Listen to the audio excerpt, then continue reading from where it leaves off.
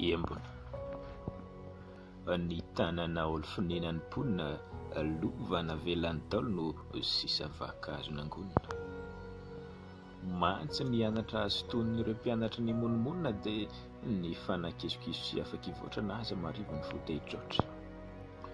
Tsy afaka ho aiza no sasoro mandrotsy ny taizany gasy matory hany hery manembona ireo fahinja sy salavenina tsy ho voatanisa. Mantsy ny aferan'ireo fitsanisa mamontso lera dia avy modigisa firifiry ny ady sy tolona vita fa hoe mpanotafady ny gasy tafita.